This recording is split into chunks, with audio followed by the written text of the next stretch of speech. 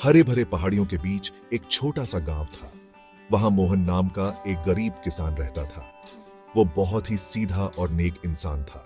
मैं हर सुबह सूरज निकलने से पहले उठता था, अपने सोते हुए परिवार को देखता था और मुस्कुराता था। मोहन अपनी पत्नी राधा और अपने 2 छोटे बच्चों के साथ रहता था। उनके पास ज्यादा धन दौलत तो नहीं थी, लेकिन उनके पास प्यार बहुत था। मैं थोड़ी देर बाद मोहन के पास खाना और पानी लेकर जाती थी। हम दोनों तेज धूप में कंधे से कंधा मिलाकर काम करते थे। उनके बच्चे अमित और प्रिया बहुत ही समझदार और जिज्ञासु थे। वो स्कूल के बाद अपने माता पिता की मदद करते थे। उनके पास बहुत कुछ नहीं था, लेकिन उनके पास एक दूसरे का साथ था। वो साथ हंसते थे, साथ खाते थे और साथ मिलकर सपने देखते थे। उनका प्यार उनके छोटे से घर को महल जैसा बना देता था। रात को मैं अमित और प्रिया को कहानियां सुनाता था। मैं उन्हें दयालुता, कड़ी मेहनत और उम्मीद की बातें बताता था। राधा सुनती रहती थी और मुस्कुराती रहती थी। वो जानती थी कि ये कहानियां उनके बच्चों के दिलों को सही राह दिखा रही हैं। हर रात परिवार एक साथ एक और दिन बिताने के लिए भगवान का शुक्र अदा करते हुए सो जाता था। एक साल बारिश ही नहीं हुई। आसमान दिन ब दिन साफ और नीला ही रहा। मैं चिंता से अपने खेत को देखता था। फसलें सूख रही थीं, जमीन सूखी और फटी हुई थी। मैंने और ज्यादा मेहनत की, लेकिन कुछ फायदा नहीं हुआ। मैंने कोशिश की कि हमारा खाना ज्यादा दिन चले। मैंने बच्चों को ज्यादा खाना दिया और खुद कम खाया। मोहन ने ये सब देखा तो उसका दिल दुखने लगा। उसने अपनी फसल बचाने के लिए और भी ज्यादा घंटे काम किया, लेकिन सूरज बहुत तेज था और जमीन सूखी ही रही। पूरा गांव परेशान था। परिवार भूखे रहने लगे थे। गांव का कुआं सूखने लगा था। लोग शहर में काम ढूंढने के लिए गांव छोड़कर जाने लगे। राधा और मैंने भी जाने के बारे में सोचा, लेकिन यही हमारा घर था। हमने ठान लिया कि हम यहीं रहेंगे और मुश्किलों का सामना मिलकर करेंगे। हर रात हम बारिश के लिए प्रार्थना करते थे। हम अपने बच्चों को पास बिठाकर कहते थे कि विश्वास रखो, अच्छे दिन जरूर आएंगे। लेकिन जैसे जैसे दिन हफ्तों में और हफ्ते महीनों में बदलते गए, उनकी उम्मीद कम होने लगी। सूखा खत्म होने का नाम ही नहीं ले रहा था। एक दिन जब बहुत गर्मी थी, एक अजनबी आदमी गांव में आया। वो थका हुआ और प्यासा था। किसी के पास उसे देने के लिए ज्यादा कुछ नहीं था। मैंने उसे देखा और मुझे उस पर बहुत तरस आया। मैं उसके लिए पानी और थोड़ा सा खाना लाई। ये बहुत कुछ नहीं था, पर हमारे पास बस इतना ही था। अजनबी आदमी राधा की दयालुता देखकर बहुत भावुक हो गया। उसने उनके परिवार और पूरे गांव के लिए दुआ मांगी। जाते हुए उसने मुझे कहा, दयालुता प्यासे के लिए पानी के समान है, इससे चमत्कार हो सकते हैं। मोहन ने उसकी बात ध्यान से सुनी। उसे पूरी तरह समझ तो नहीं आया, पर उसे उम्मीद की एक किरण जरूर दिखाई दी। उस रात उसे नींद नहीं आई। वो अजनबी की बातों के बारे में सोचता रहा। उसने कुछ करने का फैसला किया। अगली सुबह मैंने सभी गांव वालों को इकट्ठा किया। मैंने कहा, चलो मिलकर काम करते हैं। चलो एक और गहरा कुआं खोदते हैं, शायद हमें पानी मिल जाए। कुछ कुछ लोग हंसे, कुछ को शक हुआ, लेकिन कुछ लोग मान गए। कई दिनों तक वो लोग खोदते रहे। धूप बहुत तेज थी, काम बहुत मुश्किल था, पर मोहन सबको हिम्मत देता रहा।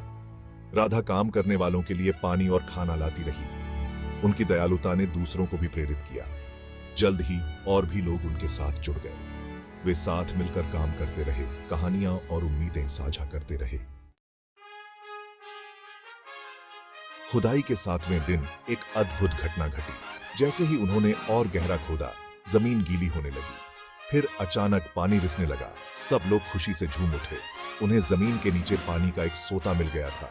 ये किसी चमत्कार से कम नहीं था। गांव में फिर से पानी आ जाएगा, ये खबर जल्दी ही फैल गई। जो लोग चले गए थे वो वापस आने लगे। गांव का कुआं फिर से पानी से भर गया। अगले दिन मैं अपने खेत गया। मुझे अपनी आंखों पर यकीन नहीं हुआ। मेरे खेत से होकर पानी की एक छोटी सी धारा बह रही थी। जमीन के नीचे के उस सोते ने पानी का एक नया स्रोत बना दिया था। मोहन अपनी आंखों में आंसू लिए घुटनों के बल बैठ गया। उसने राधा और बच्चों को बुलाया।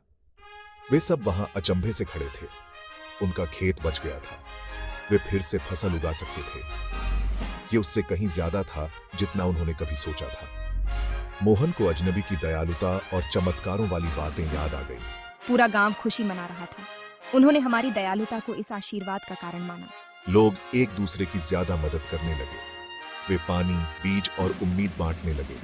जो गांव कभी सूख रहा था, उसे अब नया जीवन मिल गया था। और ये सब दयालुता के एक छोटे से काम की वजह से हुआ था। पानी आने से गांव समृद्ध होने लगा। मोहन और राधा के खेत में पहले से कहीं ज्यादा फसल होने लगी, पर उन्होंने इस आशीर्वाद को सिर्फ अपने तक ही सीमित नहीं रखा। हमने अपनी फसल जरूरतमंद लोगों के साथ बांटी।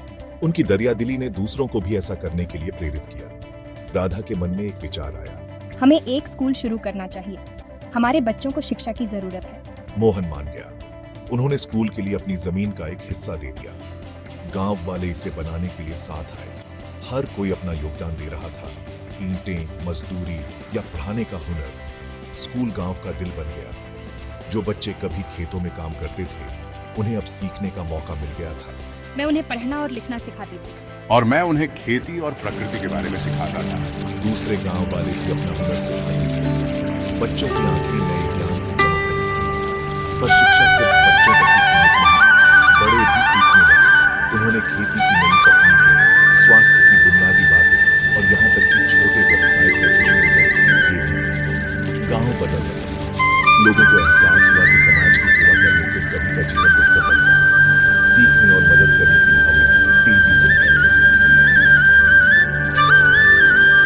जैसे जैसे शिक्षा और समाज सेवा ने जड़ें जमाई, गांव में अद्भुत बदलाव आने लगे। किसान अलग अलग फसलें उगाने लगे, सिर्फ खाने के लिए नहीं बल्कि बेचने के लिए। महिलाओं ने स्वयं सहायता समूह बनाकर छोटे छोटे व्यवसाय शुरू कर दिए। गांव का बाजार जीवंत और गंभीर हो गया। एकता गांव की ताकत बन गई। जब भी कोई मुसीबत में होता था तो सब उसकी मदद करते थे। उन्होंने जरूरतमंद लोगों के लिए घर बनाए। उन्होंने बीमारों और बुजुर्गों की देखभाल की। किसी को भी पीछे नहीं छोड़ा। सहयोग और दयालुता की भावना के लिए यह गांव पूरे क्षेत्र में जाना जाता है। त्योहार बड़े उत्सव में पूरा गांव एक साथ आता, खाना बनाता, नाचता और गाता। बच्चे स्कूल में सीखे गए नाटक, बड़े बुजुर्ग गांव के बदलाव की कहानियां सुनाते। इन सभाओं ने उनके बंधन को मजबूत किया और उनके दिलों को खुशी से भर दिया। गांव आने वाले लोग हैरान रह जाते हैं। उन्हें साफ सुथरी सड़कें, खुश बच्चे और समृद्ध खेत दिखाई देते हैं। कई लोग उनकी सफलता का राज पूछते हैं। ये बहुत आसान है। अपने पड़ोसी से प्यार करो, एक दूसरे की मदद करो, अपने बच्चों को शिक्षित करो, साथ मिलकर काम करो, बस इतना है। और इस तरह ये गांव समृद्ध हो गया, जो सभी के लिए एकता और समृद्धि का प्रतीक बन गया। जैसे जैसे साल बीतते गए, मोहन और राधा बूढ़े होते गए। उनके बच्चे अमित और प्रिया अब जवान हो गए। वे अपने माता पिता की दयालुता और कड़ी मेहनत को देखते हुए बड़े हो गए। ये संस्कार उनके दिलों में गहराई से बसे हुए। अब हम अपने माता पिता की विरासत को आगे बढ़ाने के लिए तैयार हैं। अमित गांव के स्कूल में शिक्षक बन गया। वह शिक्षा में नए विचार और तकनीक लाया। और मैंने एक स्वास्थ्य केंद्र शुरू किया ताकि गांव में सभी को स्वास्थ्य सेवा मिल सके। उन दोनों ने सेवा की भावना को अपना लिया था जो उनके माता पिता ने उन्हें सिखाई थी। मोहन और राधा को गर्व था, लेकिन उन्हें आश्चर्य नहीं हुआ। वे जानते थे कि प्यार से दिए गए संस्कार हमेशा फलते फूलते हैं। उन्होंने देखा कि कैसे उनके बच्चे युवा पीढ़ी को प्रेरित कर रहे थे। दयालुता और सेवा का चक्र चलता रहा, हर पीढ़ी के साथ मजबूत होता गया। गांव के बुजुर्गों ने एक परंपरा शुरू की। हर साल वे बच्चों को इकट्ठा करते और सूखे, अजनबी और चमत्कारी झरने की कहानी सुनाते। वे यह सुनिश्चित करना चाहते थे कि दयालुता, कड़ी मेहनत और समाज सेवा के संस्कार कभी न भुलाए जाएं। बच्चे बड़ी बड़ी आंखों से सुनते थे। इस अद्भुत विरासत का हिस्सा बनने के लिए उत्सुक रहते थे। जैसे जैसे मोहन और राधा के जीवन का सूरज ढलने लगा, वे अक्सर अपने जीवन की यात्रा को याद करते थे। उन्होंने महसूस किया कि उन्होंने जो सबसे बड़ा धन इकट्ठा किया था, वह उनके खेतों या उनके घर में नहीं था। यह उस प्यार में था जो उन्होंने दिया था और पाया था, और उस सेवा में था जो उन्होंने अपने समुदाय को दी थी। हम पुराने बरगद के पेड़ के नीचे बैठते थे, गांव के जीवन को देखते थे। स्कूल जाते हुए बच्चे, अपने समृद्ध खेतों में किसान, कुएं पर बातें करती महिलाएं, ये सब हमारे दिलों को खुशी से भर देते थे। उन्होंने देखा कि कैसे उनकी दयालुता के छोटे छोटे काम कई गुना बढ़ गए थे, जिससे प्यार और समृद्धि का एक सकारात्मक प्रभाव पैदा हुआ था। एक दिन एक छोटा लड़का हमारे पास आया। दादा दादी, मुझे एक खुशहाल जीवन का रहस्य बताओ। बेटा, रहस्य बहुत आसान है। दिल से प्यार करो और दूसरों की सेवा करो। जब तुम प्यार देते हो तो तुम प्यार पाते हो। जब तुम दूसरों की मदद करते हो तो तुम अपनी मदद करते हो। यही जीवन का सबसे बड़ा सबक है। और याद रखना, दयालुता का कोई भी काम कभी भी छोटा नहीं होता। एक मुस्कान, मदद के लिए बढ़ाया हुआ हाथ, एक प्यार भरा शब्द, ये किसी की जिंदगी बदल सकते हैं। जैसे सालों पहले उस अजनबी के आने से हमारे गांव की जिंदगी बदल गई थी। लड़के ने सिर हिलाया। उसकी आंखें समझ से चमक रही थीं। वह अपने दोस्तों के साथ यह ज्ञान साझा करने के लिए उत्सुक हो गया।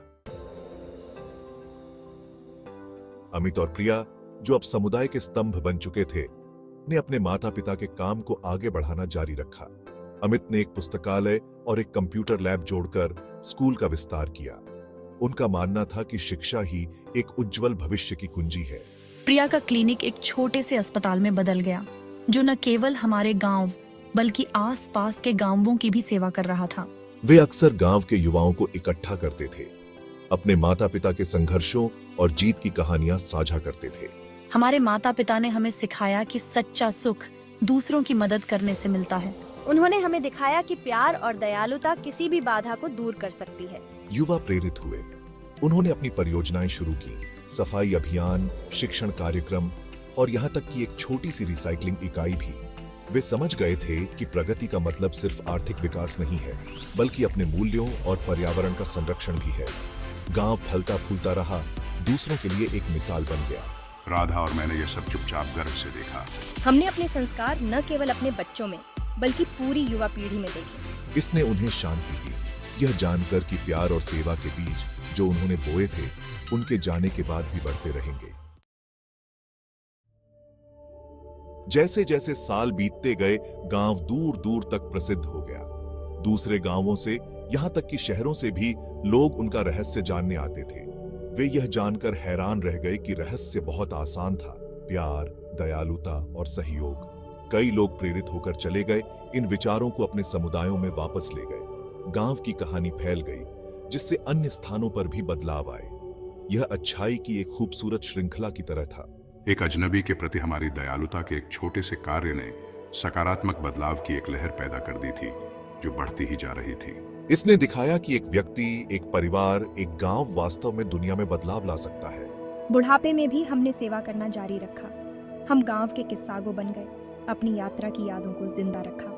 बच्चे उनके चारों ओर इकट्ठा होते थे, सूखे, चमत्कारों और मानवीय दयालुता की कहानियों को विस्मय से सुनते थे। ये कहानियां गांव की धड़कन बन गईं, जो हर नई पीढ़ी में प्रेरणा भर रही थी। जैसे ही हमारे जीवन का सूरज डूबा, राधा और मैं संतुष्ट महसूस कर रहे थे।